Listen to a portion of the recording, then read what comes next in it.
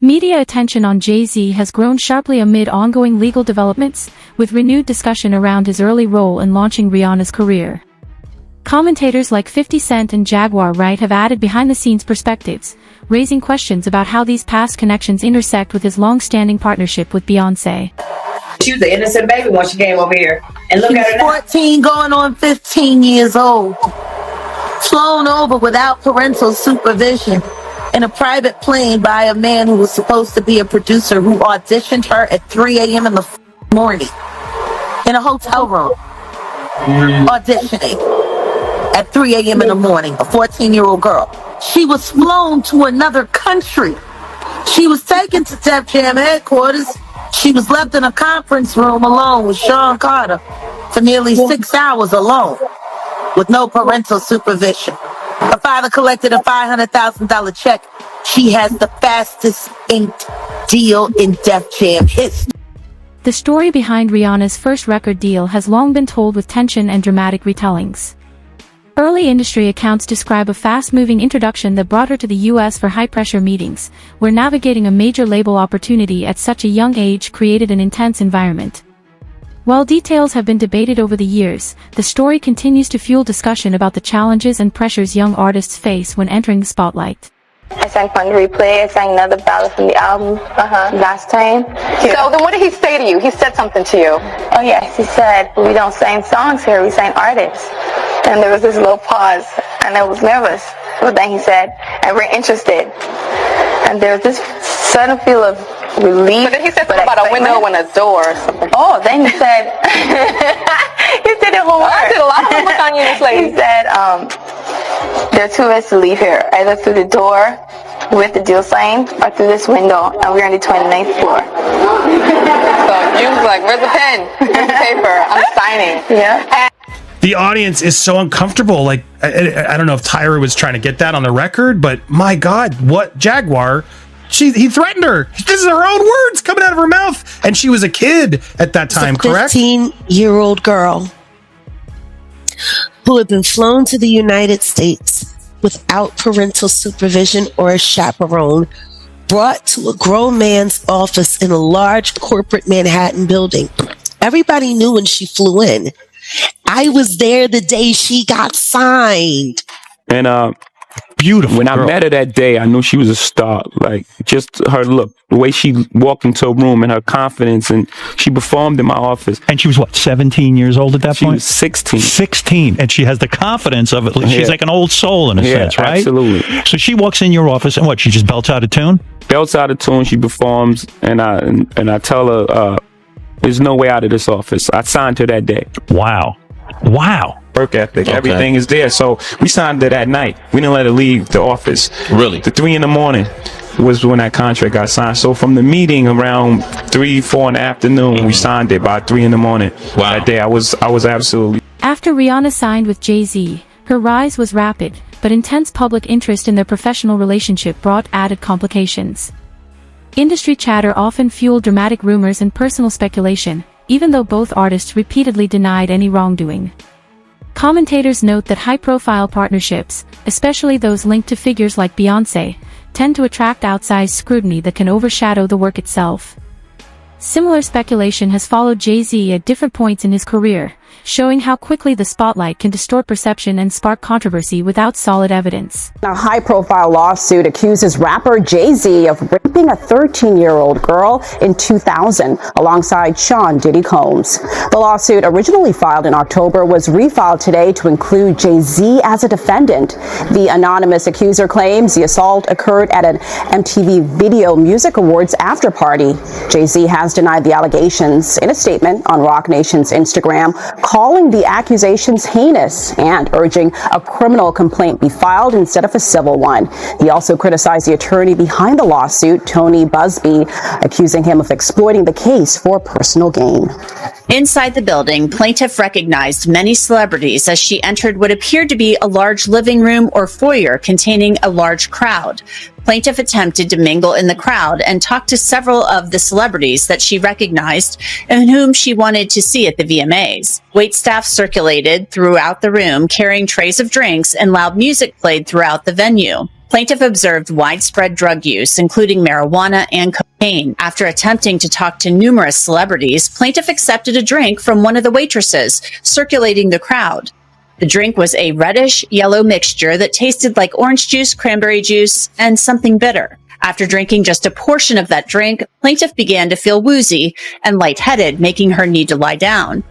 A photograph of an actual exemplar container used by Combs and or his agents/employees to insert GHB into alcoholic drinks is seen below. And these are the photos included in the lawsuit that show a small plastic container that the plaintiff claims contained drugs at the party. The woman, remember, who claims she was 13 at the time, says she felt woozy and went to look for a place to lay down. Soon after, Combs entered the room along with defendant Carter and a female celebrity, Celebrity B. Plaintiff immediately recognized all three celebrities. Combs aggressively approached plaintiff with a crazed look in his eyes, grabbed her and said, "You are ready to party." Combs then threw plaintiff toward a wall, causing plaintiff to fall. Plaintiff got up and stumbled, at which point Combs grabbed her again and threw her on the bed. At that point, Carter began removing plaintiff's clothes as she grew more and more disoriented. Plaintiff was held down by Carter as he vaginally raped her, while Combs and Celebrity B watched. After Carter was finished, he stepped back toward the wall. Combs then stepped forward and vaginally raped plaintiff while Carter and Celebrity B watched. Combs then knocked plaintiff down and attempted to force plaintiff to perform oral sex on him. She fought back, standing up quickly and punching out at the same time, hitting Combs in the neck. Taken aback, Combs stopped his attempt. 50 Cent has openly criticized Jay-Z in recent appearances, including a discussion on Bad Boy TV, where he questioned Jay-Z's choices and pointed to the intense pressures and expectations that come with industry power. Rather than making personal attacks, 50 framed his comments as broader concerns about responsibility and public scrutiny among influential figures. His remarks fed into long-running debates about industry culture, boundaries, and accountability, adding another charged layer to discussions around Jay-Z's legacy. Jay-Z and Diddy and a teenager, 13-year-old teenager. Right. And we were speaking about just the statement. Right. The statement, you were saying you felt like that was calculated. That was, that the statement is something you can tell it was written by a lawyer. Mm-hmm. Because there's a point where it kind of gets aggressive. He says, you're going to find out, like how I'll handle this. And that's an attorney want to be combative with another attorney. That's not like a publicist wouldn't say those things. This is on your put that up. Yeah, this is on 50? Yeah, it says I don't know what's going on, but are we still going to have the Super Bowl? I'm just asking for a friend. Yeah, I'm asking for Kendrick. You know, I'm just trying to figure out if we're still doing everything the way. Because look, they will fall back, but the NFL, they won't necessarily be associated to that. Right.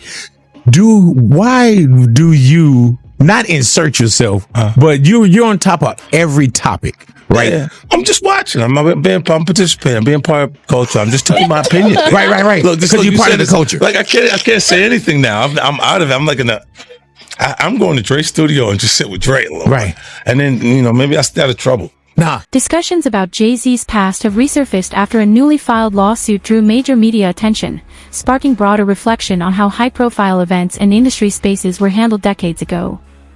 While the claims remain allegations and the legal process is ongoing, the case has reopened conversations about accountability, bystander responsibility, and how the entertainment industry responds to unresolved concerns from earlier eras. Always advocate for yourself and be a voice for yourself. You should never let what somebody else did run your life. A 38-year-old mother from Alabama who has filed a lawsuit accusing Sean Diddy Combs and Jay-Z of raping her when she was 13 years old is speaking out to NBC News for the first time. She asked us not to reveal her identity. What made you want to come forward and talk today? Because I think that I've been quiet long enough about what I've been through, and it's been hard enough to be quiet.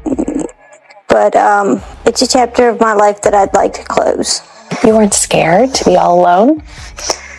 No, with having autism is like feeling like you live your life in a shatterproof juggle ball. The world's on fire. The fire is inside the ball with you, but there's no way for you to get out. In addition to having autism, the woman says she suffered a head injury. The night of the 2000s VMAs, she says a friend drove her from Rochester, New York to Manhattan, a more than 5-hour drive. Her attorney provided NBC News with the name of the friend who has since died. The woman says she spoke to Combs's limo driver who offered her a ride to an after party. I stumbled upon Diddy's driver who told me that I was exactly what Diddy was looking for. What did you think when he said that to you? I thought it meant that I was just pretty. She went to a White House, she says, where she spoke to musicians Benji Madden and his brother. I'm talking to Benji Madden about his tattoo because, I have about his tattoo that's the Last Supper because I have a religious background. So it was just something to talk about. At the after party, she says she had a drink that made her feel woozy. Then she says Combs and Carter took turns raping her while a female celebrity watched. JC comes in and rapes me. He at that point I was fighting, trying to get away from him, and he put his hand over my mouth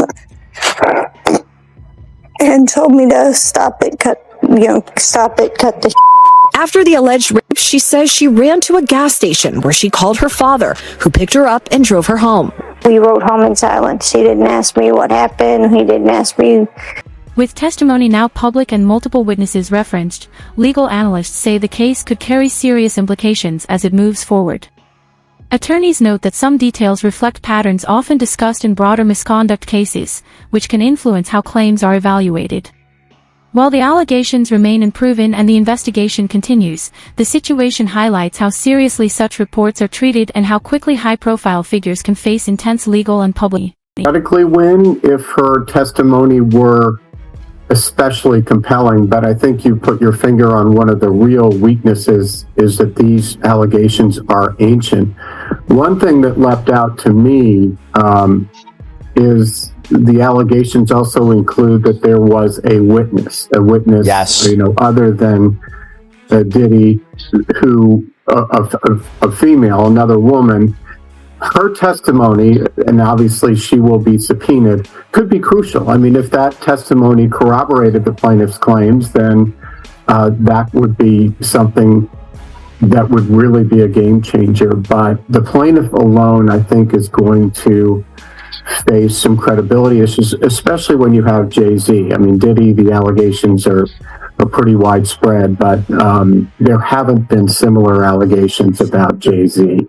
People at risk, often mentioned online, was Jay-Z, real name Sean Carter, who came up in the New York rap scene alongside Sean Combs. And just a few days ago, Texas attorney Tony Busby made it official.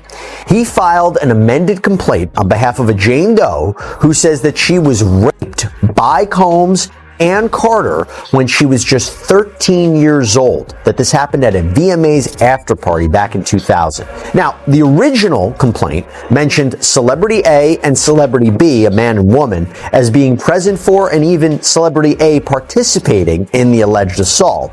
Well, now Celebrity A has been identified as Jay-Z, who has adamantly denied anything like that ever happening. He is very, very clear on that. In fact, he has accused Tony Busby of extortion, saying that Busby's attempts to get celebrities to pay out huge sums of money in exchange for not being named in civil lawsuits with what he claims are false allegations amounts to blackmail. In fact, Jay-Z is believed to be the John Doe who just recently filed a lawsuit against Tony Busby anonymously, claiming extortion and intentional infliction of emotion. Jaguar Wright has added to the growing conversation, arguing that the recent allegations bring renewed attention to long-standing concerns tied to Jay-Z's career.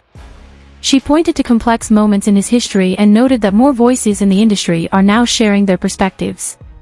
Wright encouraged the public to look closely at how powerful figures respond to criticism and legal challenges, questioning what those reactions reveal about accountability, influence, and the obstacles faced by people who speak out. Jay-Z has now had an official lawsuit. It's everywhere. It's now being talked about louder than ever. I guess, does that give you some peace to know that people are finally really questioning this man? it's emboldening me. I spoke on Pierce Morgan. I said that I had 3 victims that I've been working with, victims of the Carters, that were ready to come forward. This might help them feel a little more confident now. So this is great because he's been evading. But the thing is, everyone in the backdrop knew that he was the celebrity John Doe. Everybody knew that. They knew it when I did Pierce Morgan. Is Beyonce celebrity B? I hope to God not. But she was around. Mm. And she's very... she's got enough on her plate.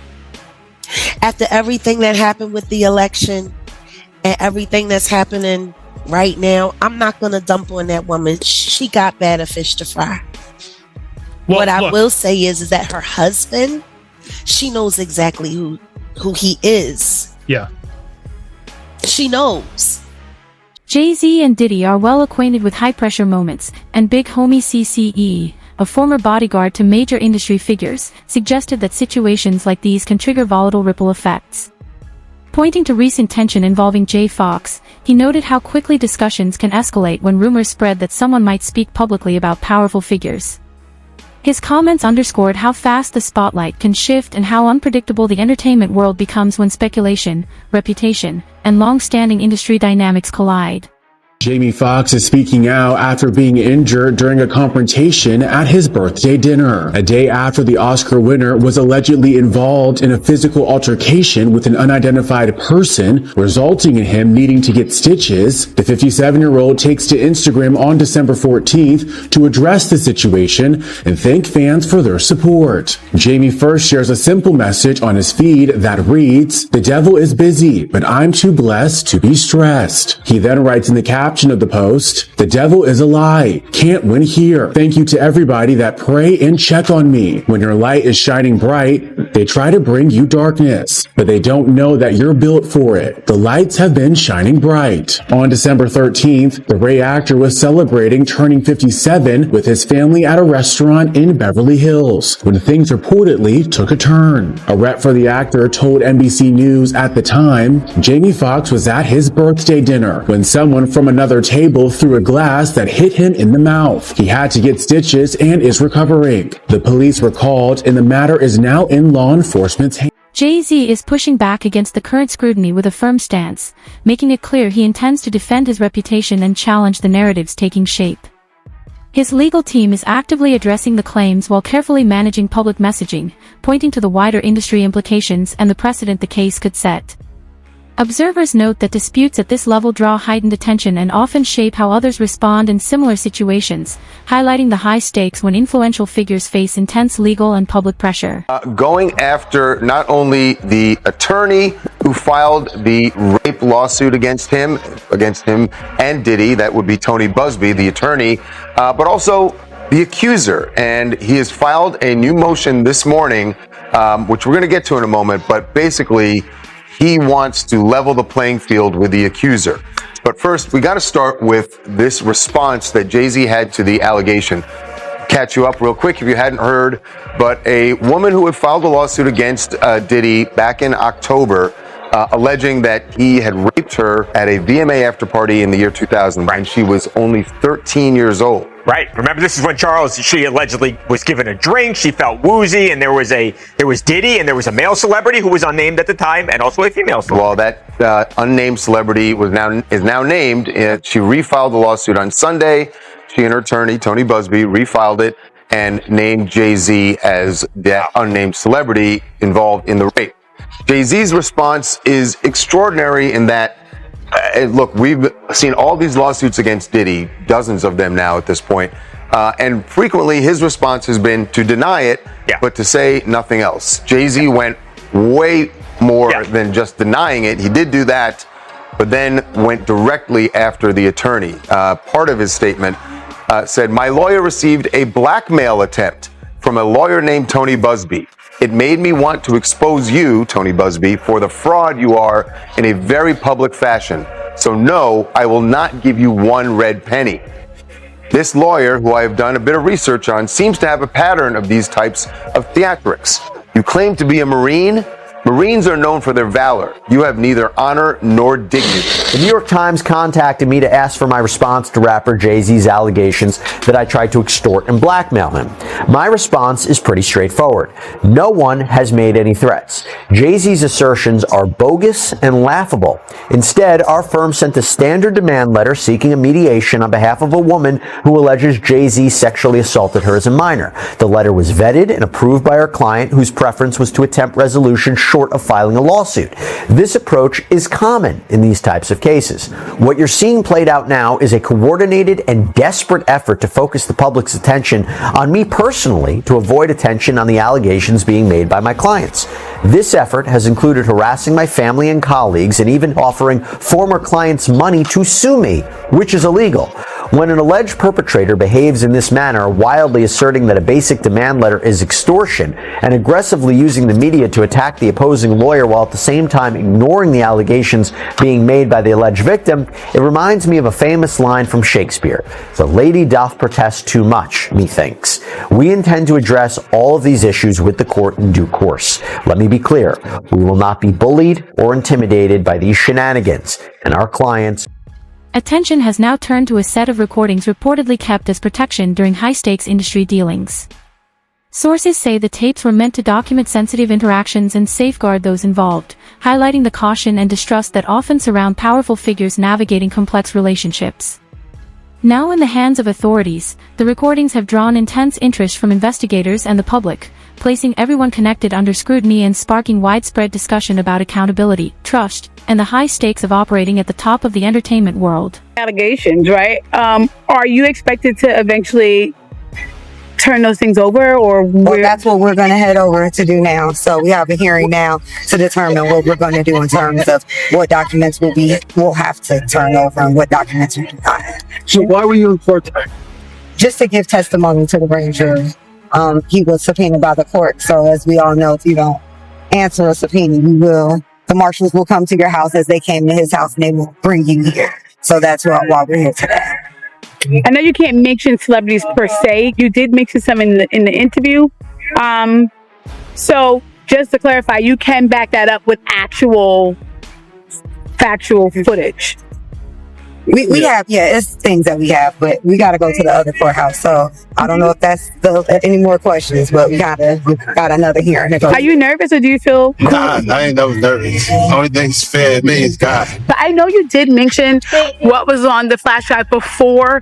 Would you be able to kind of go over that now, or is that something that you can't discuss? No, we're trying to go to discuss that now. What we will be able to talk to in terms of what was available and what was on those flash drives. Okay. But it was the book. So it is Kim Porter's book, but not necessarily some of the stuff with the celebs that were mentioned besides. It's hers. Nobody touched it. Oh, so it is her official book. Yes. Nobody. And no one touched Nobody altered it. So it's not the copy that the gentleman said that he was selling before. No. It's two different copies. That one was edited, and we have the. Tony Busby, the plaintiff's attorney, has described the case as just the start of a larger legal reckoning. He noted that many individuals are ready to testify, underscoring the complex network of connections high-profile figures like Jay-Z and Diddy maintain across entertainment, sports, business, and politics. Busby emphasized that the proceedings could have wide-reaching implications, highlighting the influence, scrutiny, and accountability inherent to operating at the highest levels of multiple industries. People in these lawsuits, we're not going to do it in interviews, we're not going to do it, without doing our due diligence, because obviously, these types of allegations are very hurtful to people if they're not true, and very hurtful, frankly, if they are true. But if they're true, you shouldn't have been in the room and you shouldn't have been participating. So I anticipate that we're going to start filing lawsuits, and it may not be big names at first, but we have a long list of names, and you might imagine in situations like this, that when a victim tells us that this person was in the room or this person participated, we want to do as much due diligence as humanly possible before we file that case, because in the United States, in almost every state, public filings are in fact public. And, when you name somebody in a lawsuit, the press is going to pick it up, and we're aware of that. So we're going to make sure that we dot our I's and cross our T's, and I expect that there will be some people named in these lawsuits that will raise some eyebrows. Another instance, another minor, told allegedly by Sean Combs that he would make him a star, but he needed to visit with him in private about it, away from his parents. Once they were in a private area, allegedly Mr. Combs made the victim perform oral sex upon him. Another incident, an individual 15 years old at the time, flown to New York City to attend a party, was drugged, and then taken into a private room, allegedly in the presence of Mr. Combs, where this female individual, minor, was raped, and then other individuals took turns raping her. Another individual, 26 at the time of the occurrence, was picked up allegedly by Mr. Combs and several other people in a black SUV from the airport. As new accounts and developments surface, the pressure on high-profile figures continues to mount, creating a charged atmosphere of scrutiny and accountability. Observers are closely watching how the situation unfolds and what it could mean for the reputations and careers of those involved. Could this become a turning point in how the industry handles complex legal and ethical challenges? Share your thoughts and join the conversation in the comments below.